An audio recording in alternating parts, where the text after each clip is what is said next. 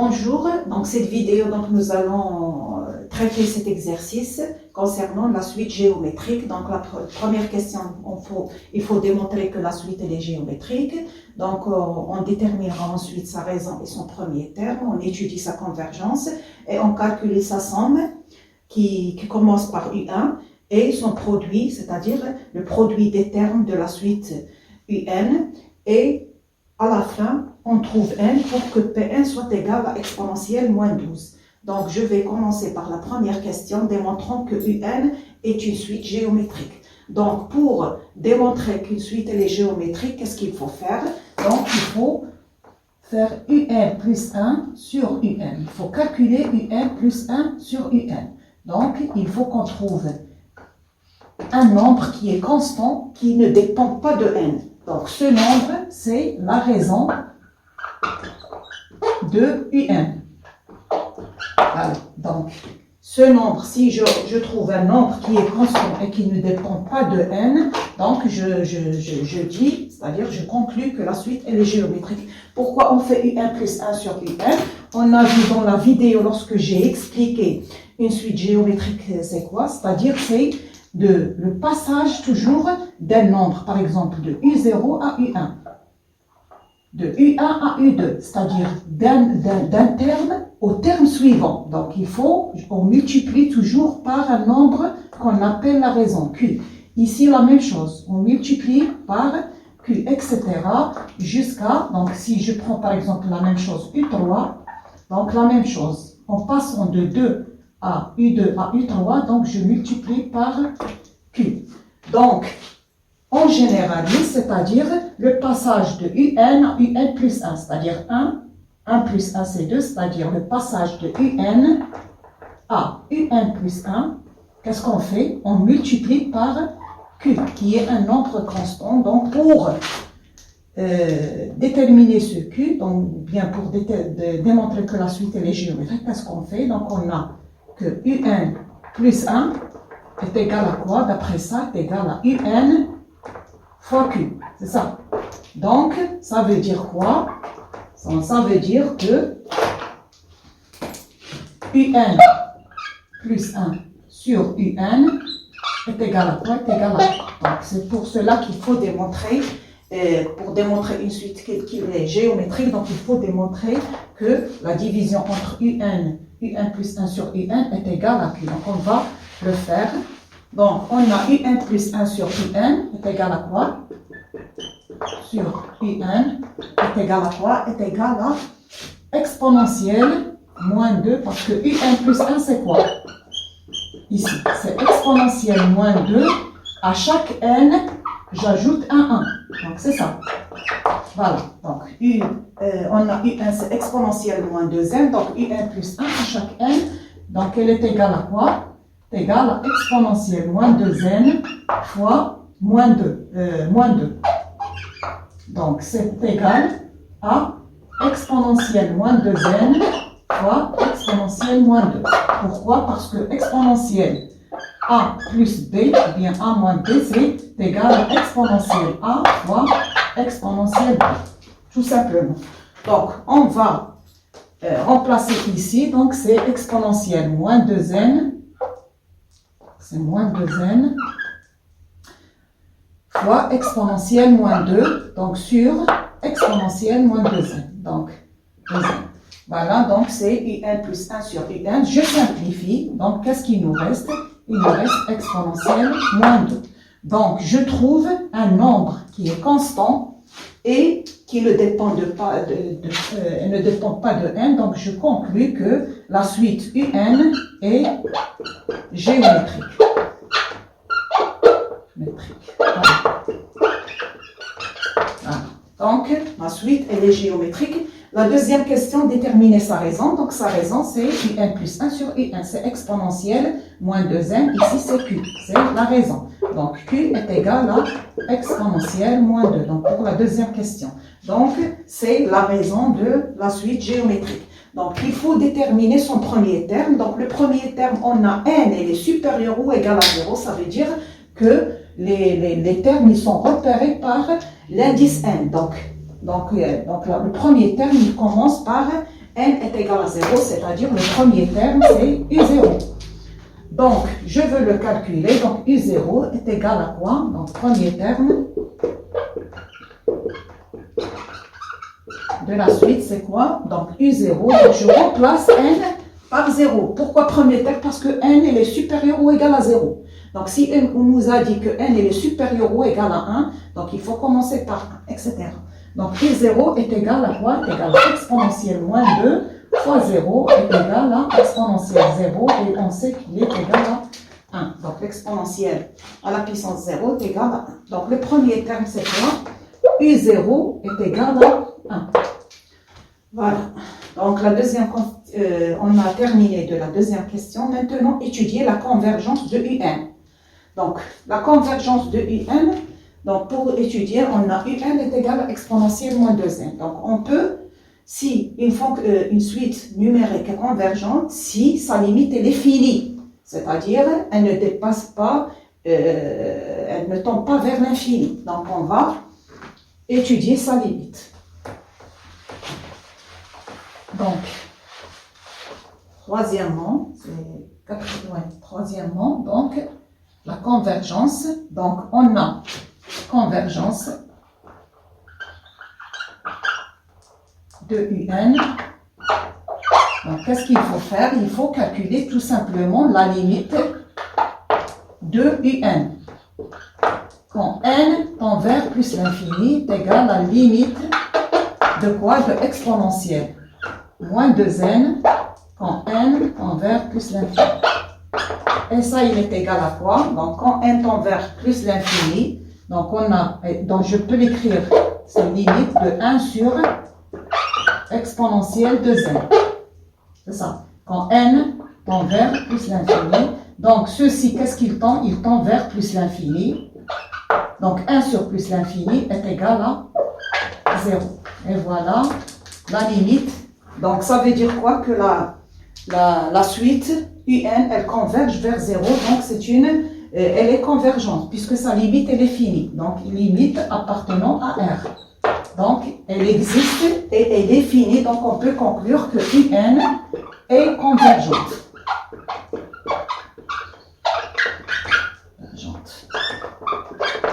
Donc, pour qu'une suite soit convergente, il faut que sa limite, quand n tend vers plus l'infini, elle tend vers une limite, existe et tend vers une limite qui est finie. Ou bien vous pouvez par exemple, si on a par exemple la suite elle est croissante, donc il suffit de démontrer qu'elle est majorée. Si elle est décroissante, il suffit de démontrer qu'elle est minorée pour conclure qu'elle est convergente. Puisqu'on a le terme général, c'est-à-dire UN est égal à exponent, donc il suffit de calculer sa limite. Donc, et dire qu'elle est convergente si sa limite, elle existe et finie. Maintenant, on passe à la quatrième question, calculer la somme Sn. Donc, on va calculer Sn. Donc, c'est la quatrième question. Donc, Sn. Donc, Sn, elle est égale à quoi? C'est U1 plus U2 plus U3 plus jusqu'à UN. Or, on commence par U1. Donc, si on commence par U1, ça veut dire qu'il faut calculer le terme U1. Pourquoi? Parce que c'est une suite. Il s'agit d'une suite géométrique. Et la somme d'une suite géométrique, elle est égale à quoi? Sn, par définition, elle est égale à quoi? Elle est égale au premier terme. Donc, puisque la somme, elle commence par U1, c'est-à-dire U1 fois 1 moins Q à la puissance. Donc, ici, c'est le nombre de termes. L'exposant, c'est le nombre de termes. Donc, on va le terme sur 1 moins Q. Donc c'est le premier terme. Donc, premier terme. Ici, c'est le nombre de l'indice n, c'est le nombre de termes. Donc, comment savoir le nombre de termes? Donc, ça veut dire que je commence par U1, c'est-à-dire de 1 vers n. L'indice, c'est 1 vers n, donc je sais très bien que j'ai un terme. Donc, ou bien vous pouvez, pour calculer le nombre de termes en général, qu'est-ce qu'on fait? C'est égal à l'indice du dernier terme,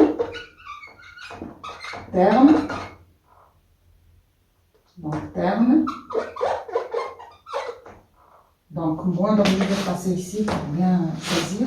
Donc le nombre, donc pour calculer le nombre de termes, comment on fait en général, c'est égal à l'indice du dernier terme. Donc ici l'indice c'est quoi? C'est n moins le nombre, l'indice toujours du premier terme.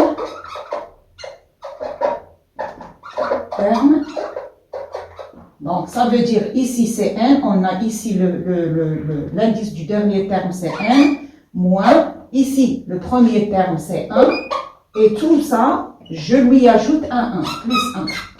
Donc pour trouver le nombre de termes, donc ici combien? Donc l'indice du dernier terme c'est quoi? C'est n, du premier terme c'est 1, donc le nombre de termes ici c'est n moins 1 plus 1, toujours on ajoute un 1.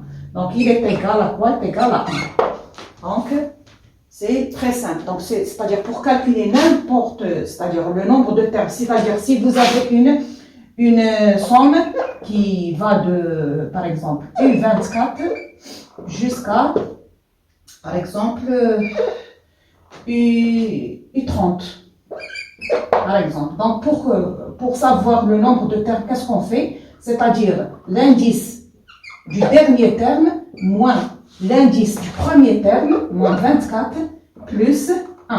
Donc ça nous donne 30 moins 24, c'est 6, plus 1, donc il y a 7 termes. Donc toujours il faut faire cette égalité. Donc le nombre de termes, c'est l'indice du dernier moins le premier, plus 1. Toujours on lui ajoute. Donc pour cela, donc on va calculer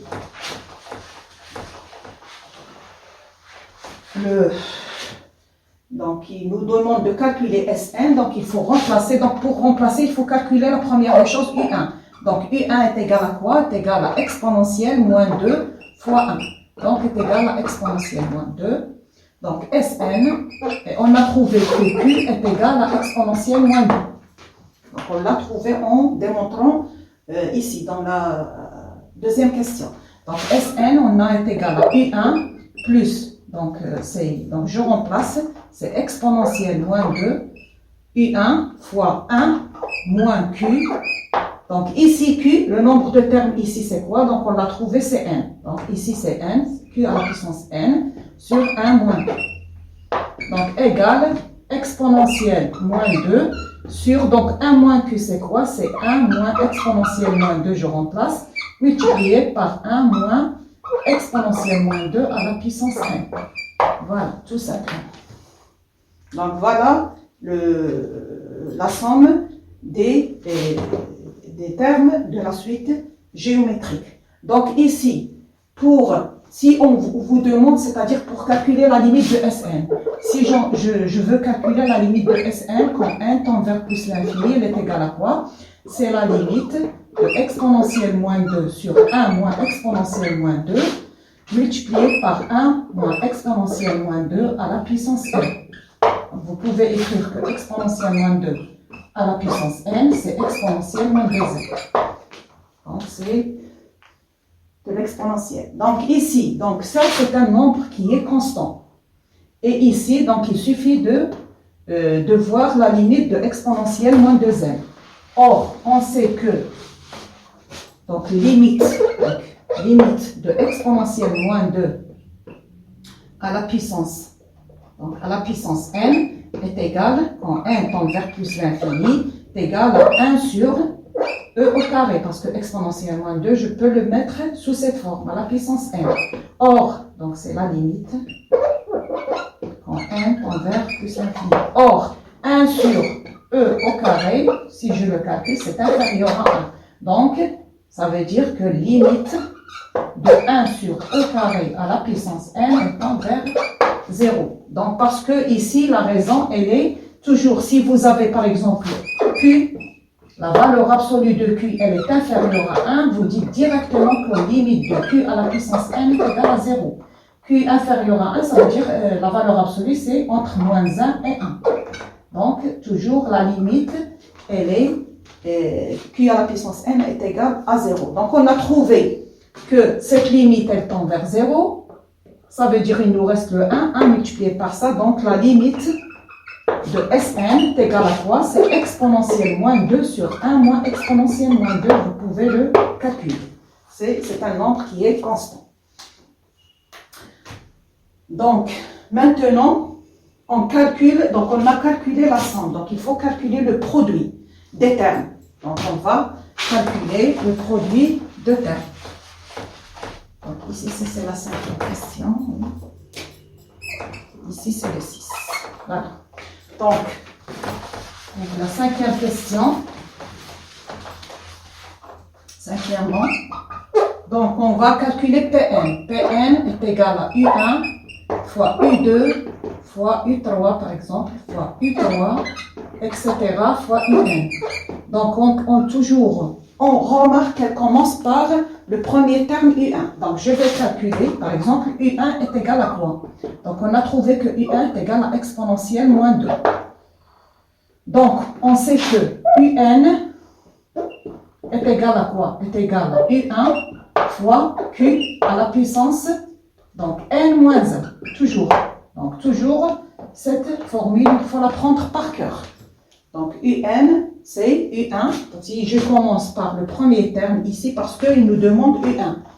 Donc U2, donc si je calcule U2, c'est quoi? C'est U1, voilà, exponentielle moins 2 fois exponentielle moins 2.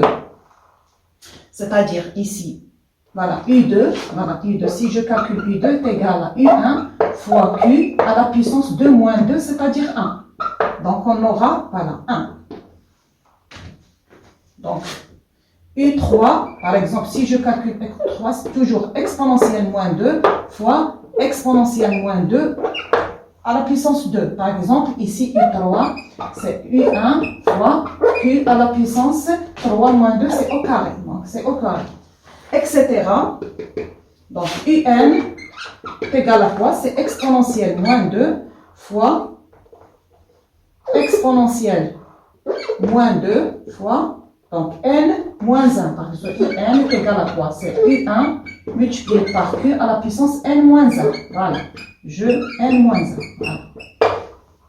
Donc, je vais les développer plus vite. Donc, qu'est-ce qu'on remarque? Donc, U1 est égal à quoi? C'est exponentielle moins 2. U2, c'est exponentielle fois, donc exponentielle moins 2 au carré. Oui ou non? U3, c'est exponentielle moins 2 fois, donc exponentielle moins 2 à la puissance 3. Oui? Donc, etc.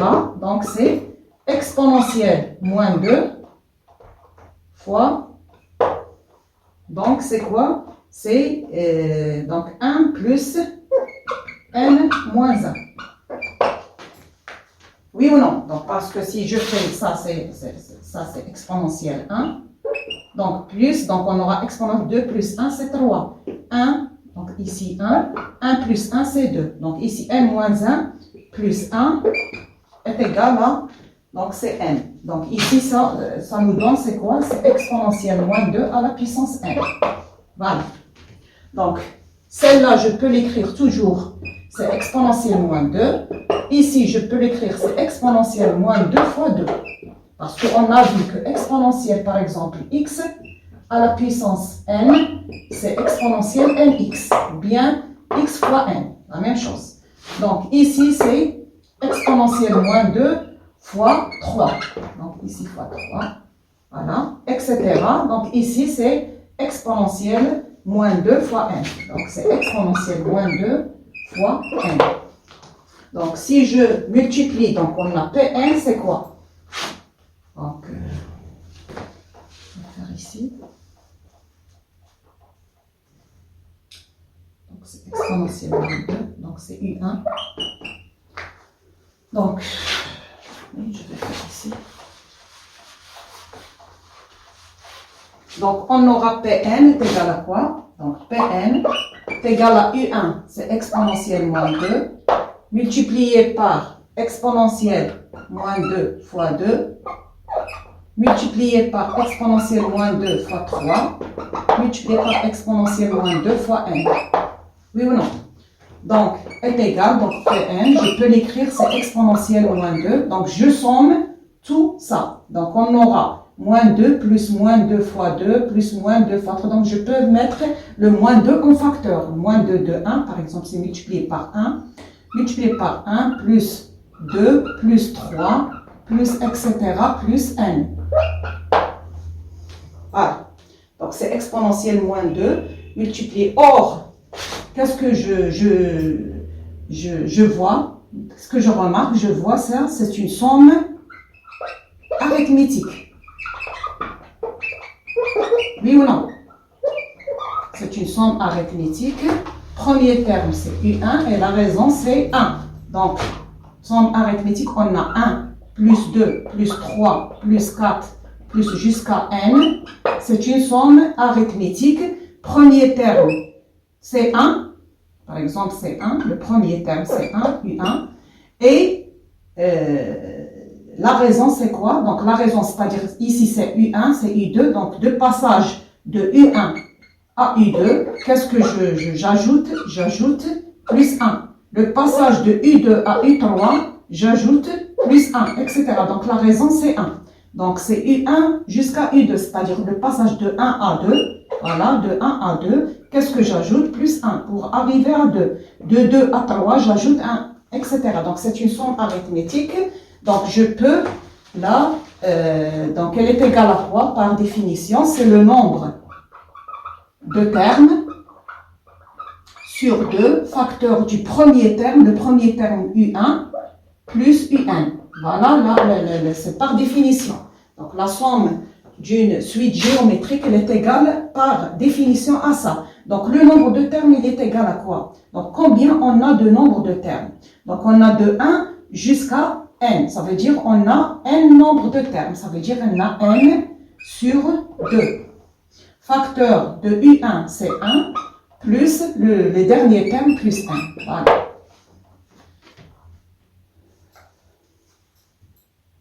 C'est bon? Donc, on va, Pn, va la remplacer ici, c'est exponentielle moins 2, facteur de n sur 2, facteur de 1 plus n.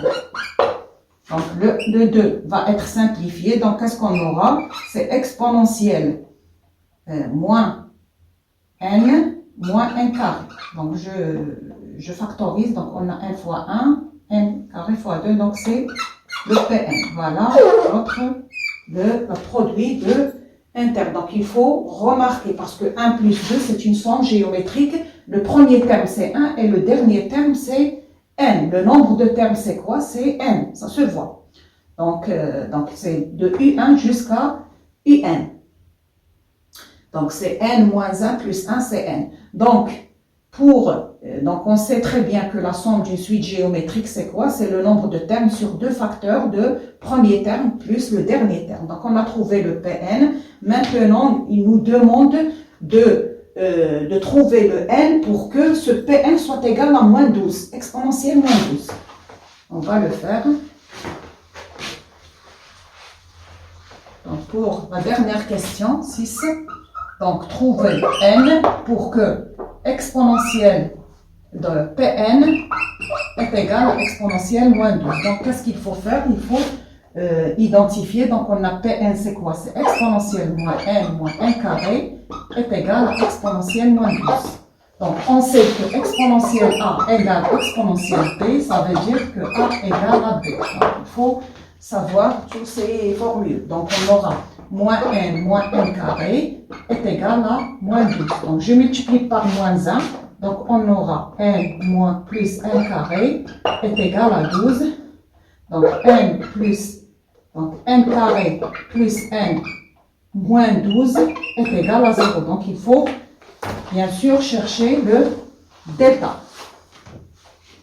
Donc, delta est égal, donc A est égal à quoi? Donc, A est égal à 1, B est égal à 1 et C est égal à moins 12. Donc, je calcule delta, c'est B carré 1 moins 4AC, moins 4 fois 12, ça veut dire 48, c'est plus 48, c'est ça. Donc, est égal à 48. Voilà. Donc, la première racine, donc N1 par exemple, est égale à quoi? Est égale à moins B, moins 1, moins racine de delta, donc racine de 49, c'est 7. Moins racine de 7 sur 2 fois A sur 2. Donc, on aura combien? Donc, c'est moins B, oui, moins racine de 7 sur 2 fois. Donc, on aura moins 8 sur 2. Donc, est égal à moins 4. La deuxième, N2, est égale à moins 1 plus 7 sur 2. Donc, on aura 6 sur 2 est égal à 3. Donc, le moins 4 n'appartient pas à N. Donc, cette racine, elle est inacceptable. Pourquoi? Parce que la partielle, c'est négatif, elle n'appartient pas à N. Donc, le 3, il appartient à N. Donc, c'est la solution de cette équation. C'est-à-dire que le N est égal à 3. Voilà. Donc, l'ensemble de solutions, c'est 3. Voilà.